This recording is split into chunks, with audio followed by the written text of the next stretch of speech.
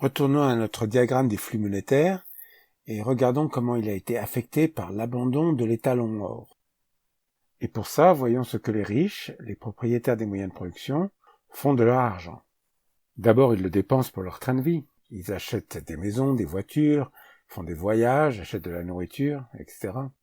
Ils dépensent aussi pour faire marcher leurs entreprises. Ils achètent du matériel, des machines, construisent de nouvelles usines. Et le reste, ils vont essayer de le convertir dans des biens qui gardent leur valeur ou augmentent leur valeur dans le temps. Et puisque la monnaie n'est plus convertible en or, elle est beaucoup plus soumise à l'inflation et personne ne veut garder de l'argent s'il perd de sa valeur dans le temps. Donc les riches vont investir leur argent de multiples façons. Ils achètent des propriétés, du terrain, de l'or, des œuvres d'art, en espérant qu'ils vont garder ou augmenter leur valeur. Et ils peuvent aussi acheter des moyens de production, des commerces, des entreprises.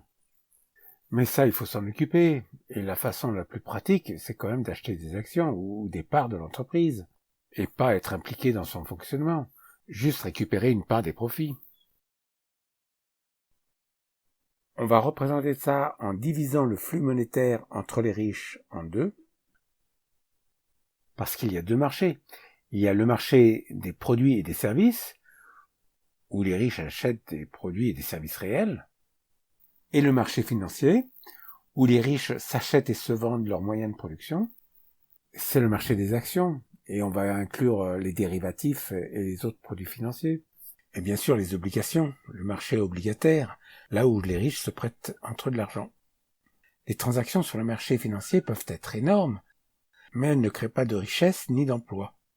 C'est juste les riches qui s'achètent et se vendent leurs biens. C'est un peu comme au casino. Même s'il peut y avoir des sommes énormes qui ont pu être échangées entre les joueurs, à la fin de la journée, ça n'a rien produit. Ça a juste été un transfert de biens entre les joueurs. Le marché financier peut être énorme, mais ça ne produit aucune richesse. Et très peu de cet argent qui est échangé retourne aux consommateurs sous forme de salaire. C'est un marché pour les riches où ceux qui ont besoin de capitaux vendent leurs biens. Sur ce marché, les plus riches achètent les plus pauvres, et c'est les riches qui se font la compétition et s'éliminent les uns les autres en essayant de faire plus d'argent avec leur argent. Mais le marché financier peut toujours avoir un effet sur les autres marchés. Par exemple, en 2008, lorsque des institutions financières ont fait faillite, parce qu'elles ont pris trop de risques, elles se sont trop exposées, en essayant de faire de l'argent avec leur argent. Quand vous avez des gros investisseurs comme les banques qui font faillite, ça peut provoquer une cascade de faillites et ça peut effondrer tout le système financier. Mais on ne va pas se soucier du marché financier dans cette présentation, mais on va se concentrer sur une autre façon que les riches ont d'investir leur argent, c'est quand ils le prêtent aux banques ou au gouvernement.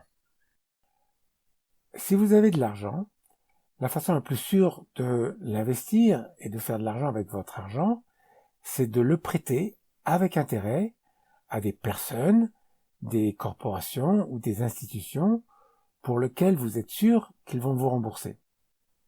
Quand vous investissez sur le marché des actions ou des produits similaires, ça peut être très profitable, mais ça peut être aussi très risqué, car vous n'êtes jamais sûr de la durée de vie et de la profitabilité des entreprises. Si vous prêtez à quelqu'un qui a déjà beaucoup de biens, vous êtes pratiquement garanti de retrouver votre argent. Au contraire des entreprises et des individus, le gouvernement sera toujours là et possède énormément de biens. Donc quand le gouvernement a besoin d'argent, il imprime des obligations qu'on appelle des bons du trésor et les investisseurs prudents se précipitent dessus. Pour normalement un taux d'intérêt moins élevé, les investisseurs prudents peuvent aussi prêter de l'argent à la banque en faisant un dépôt à la banque. Quand vous mettez votre argent à la banque, en fait, vous le prêtez à la banque et vous recevrez un petit intérêt pour votre dépôt. Et que fait la banque avec votre argent ?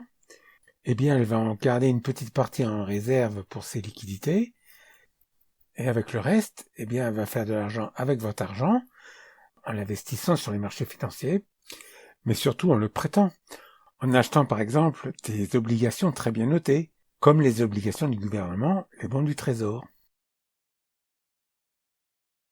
Ceux qui ont besoin d'argent vont se faire la compétition sur le marché financier pour attirer l'argent des riches qui veulent le convertir dans des biens. Une entreprise peut être vendue en partie sous forme d'actions, où elle peut emprunter de l'argent avec intérêt en émettant des obligations qui sont comme des reconnaissances de dette, et ces obligations peuvent être vendues sur le marché financier. Les institutions comme les gouvernements n'ont pas d'actions à vendre, donc elles vont émettre des obligations, des bons, et elles vont se joindre à la compétition en offrant les meilleurs intérêts possibles pour attirer les prêteurs d'argent. Alors, une question importante à poser, c'est pourquoi le gouvernement doit trouver de l'argent sur les marchés financiers en émettant des bons du trésor avec des intérêts compétitifs, alors qu'il pourrait créer de l'argent à partir de rien grâce à la Banque centrale pour se financer. Les gouvernements l'ont déjà fait dans le passé, mais ne peuvent plus le faire. La raison, c'est que les gouvernements ont progressivement, et dans le monde entier, renoncé à leur pouvoir de créer de la monnaie et l'ont donné à des banques centrales privées. Ils ont passé des lois pour s'interdire de se financer par la création monétaire et de trouver l'argent sur les marchés financiers. Mais qui peut faire une chose pareille? Renoncer au pouvoir de se financer soi-même. Et ça vous donne une bonne idée de l'étendue des pouvoirs des prêteurs d'argent, de la haute finance, qui sont capables de dicter les lois des gouvernements et des monarques, et de leur prendre leur pouvoir de créer de l'argent par eux-mêmes. Non seulement les banques centrales sont des institutions qui ne sont pas publiques mais privées, mais en plus, le nom des propriétaires est tenu secret, top secret et inaccessible. C'est pourquoi on entend souvent parler d'une cabale qui a pris le contrôle financier de toute la planète. Et ça donne beaucoup de crédibilité à ce complot, cette conspiration dont on a parlé avant. Donc les banquiers sont tout à fait disposés de créer de la monnaie pour financer les consommateurs, les emprunts des consommateurs, mais ils ne veulent pas créer de l'argent pour financer les emprunts du gouvernement. Pourquoi? Pourquoi faire ça? La réponse des banquiers, c'est de dire que si on laisse le gouvernement se financer lui-même, eh bien il va abuser de son pouvoir, il va créer tellement d'argent que ça va créer de l'inflation, et même une hyperinflation qui va détruire la monnaie. Pour les prêteurs d'argent et la haute finance, on ne peut pas faire confiance au gouvernement et aux politiciens.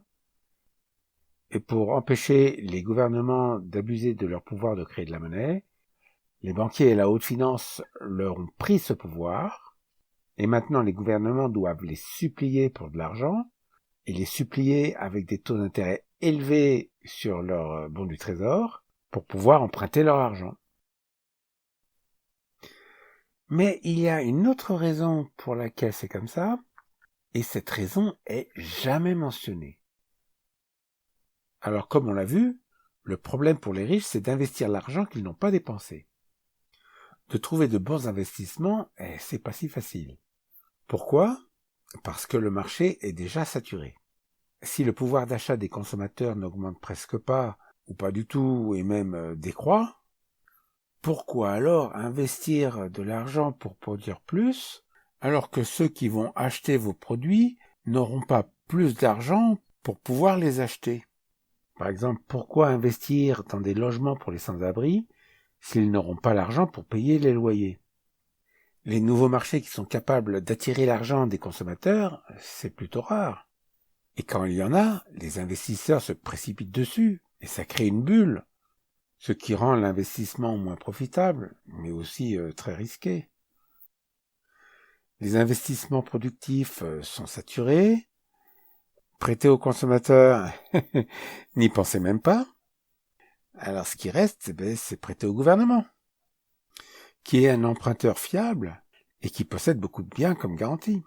Mais on peut seulement faire ça que si on retire au gouvernement le pouvoir de se financer lui-même.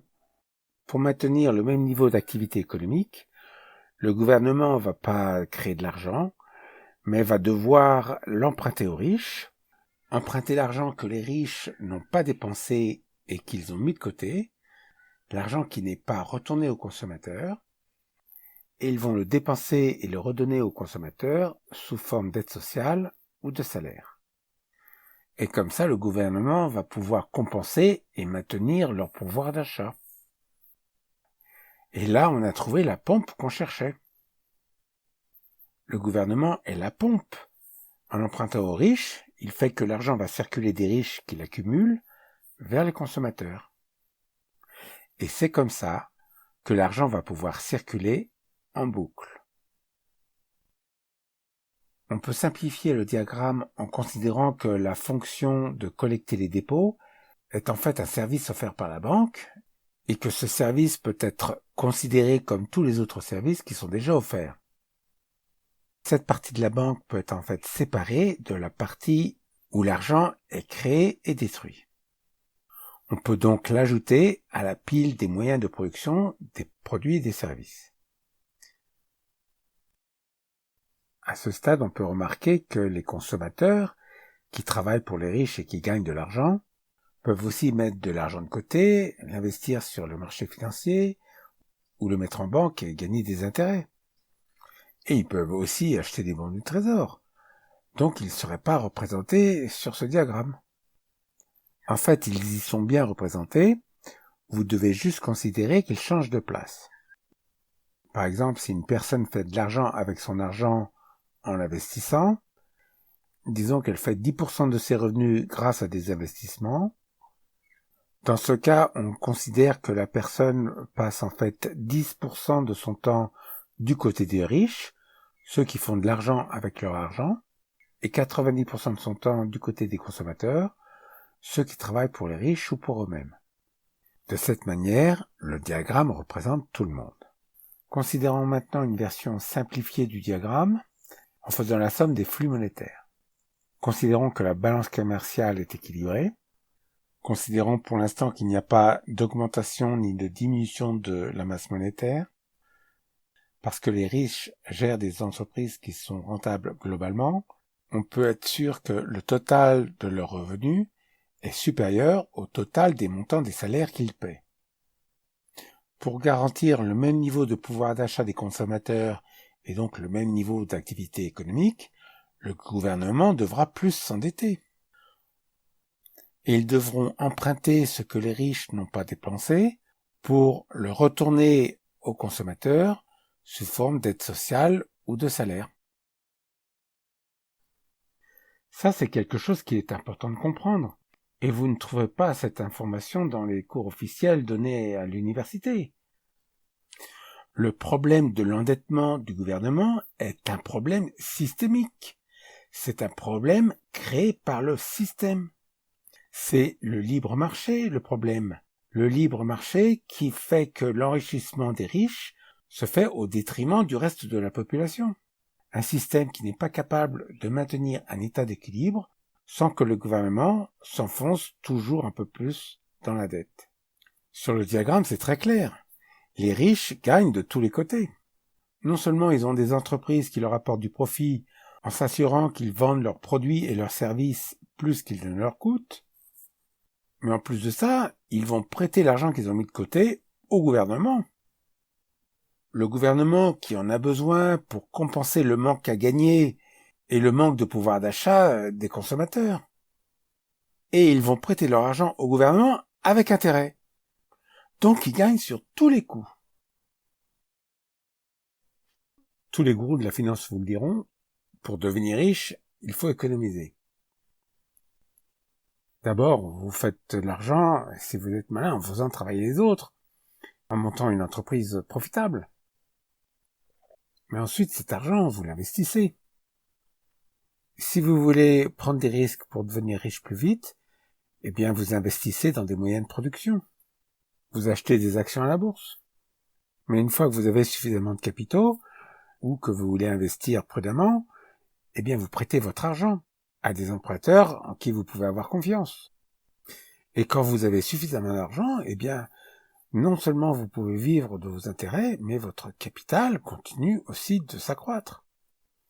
Vous faites encore plus d'argent avec votre argent, et c'est les autres qui travaillent pour vous. Et vous êtes devenu un prêteur d'argent, et un maître d'esclaves. Et c'est l'exemple, c'est le modèle que nos gourous financiers nous invitent à suivre, un modèle avec lequel on a été complètement conditionnés. Le modèle du succès, c'est d'avoir les autres qui travaillent pour vous et vous profitez de la vie, rien qu'en faisant de l'argent avec votre argent.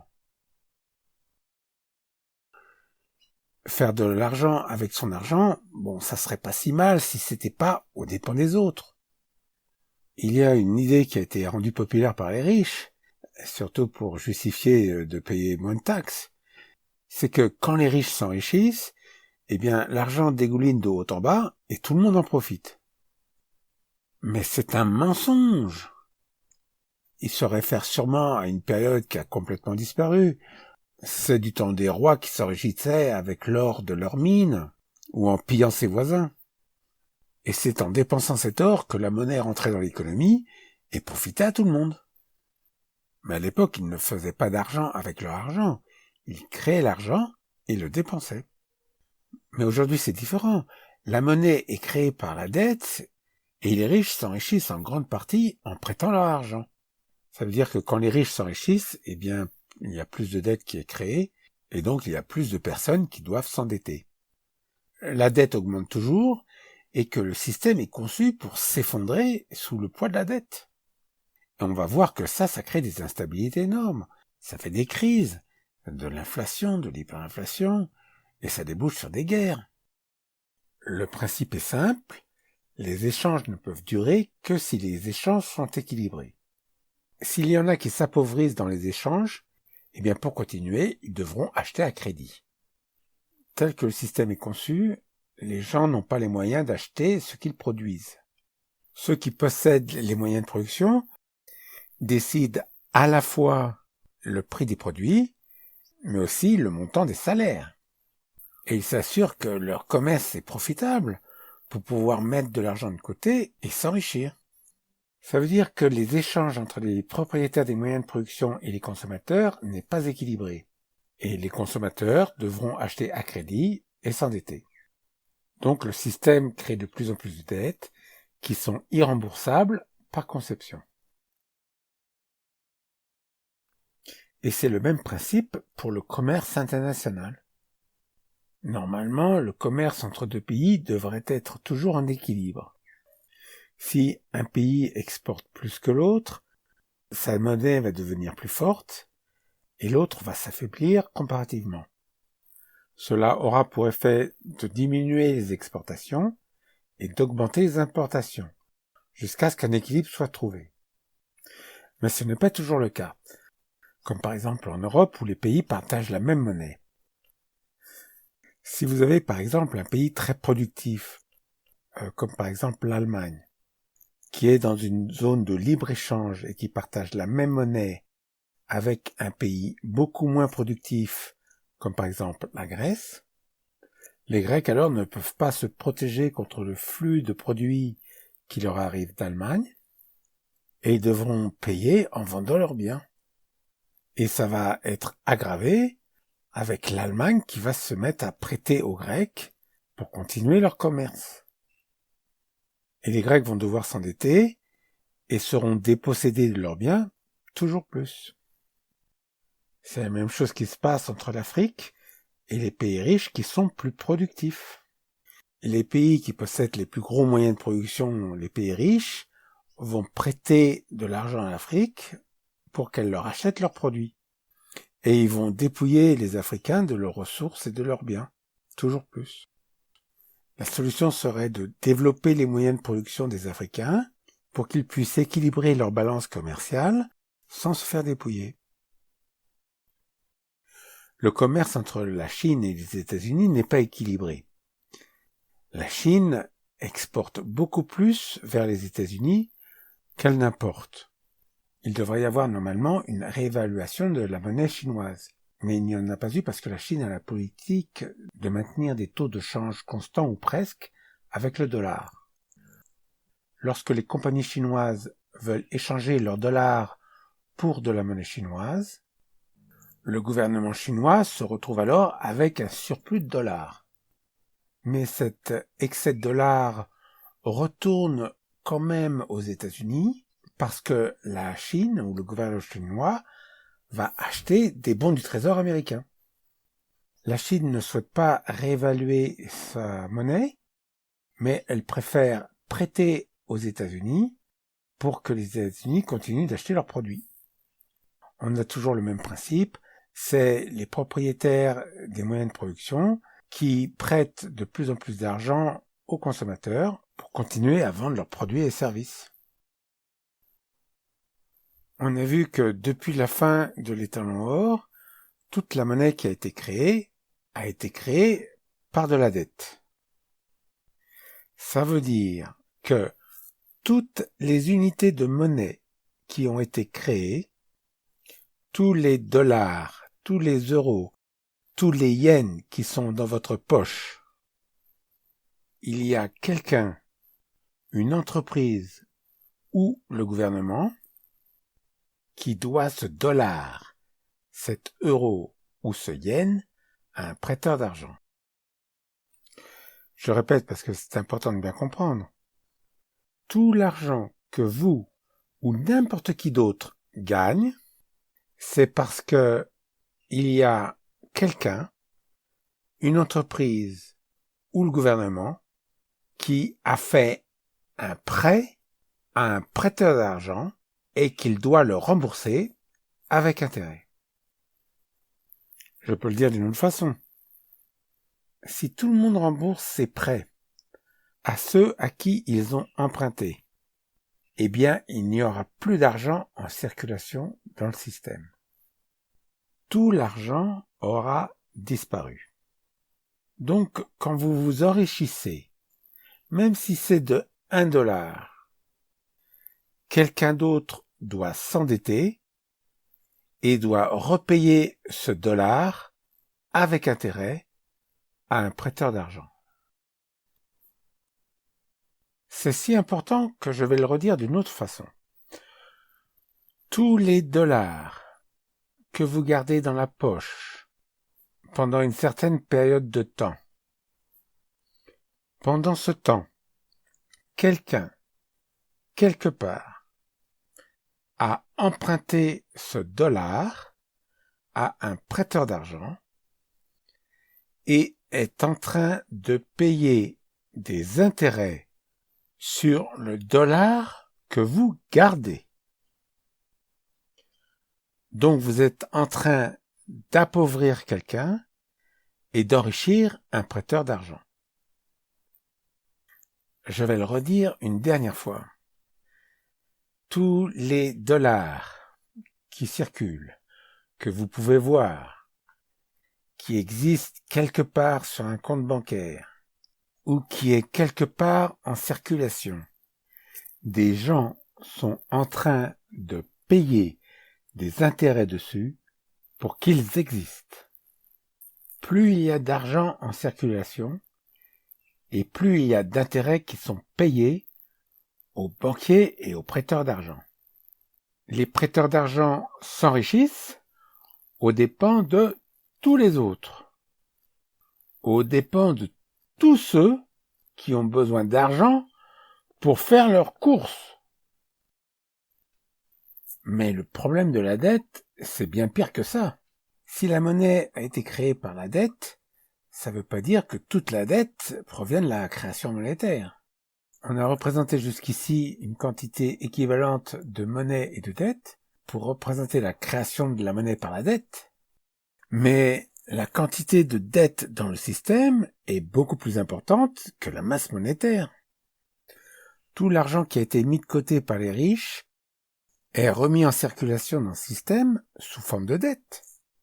Donc non seulement le dollar est créé sous forme de dette, mais ce dollar, quand il circule dans la boucle, peut être prêté à une entreprise, au gouvernement ou à un individu plusieurs fois. Donc la quantité de dette dans le système peut être beaucoup plus grande que la masse monétaire. Alors considérez maintenant le montant des intérêts sur la dette payés aux riches par la population et le gouvernement. C'est énorme. Le paiement des intérêts fait partie des flux monétaires qui vont des consommateurs vers les riches ou du gouvernement vers les riches, mais ça ne crée aucun salaire, à la différence de l'achat des produits et des services. Et le paiement des intérêts est indépendant du fait que les entreprises doivent être profitables. Donc le paiement des intérêts contribue directement à creuser l'écart entre l'argent qui va des consommateurs aux riches et celui qui retourne aux consommateurs. Donc on peut dire que tout ça, c'est un immense racket. Ceux qui prêtent de l'argent ne contribuent pas par leurs idées et leur travail à la communauté. Ils sont comme des parasites qui se nourrissent sur leur hôte jusqu'à ce qu'ils meurent.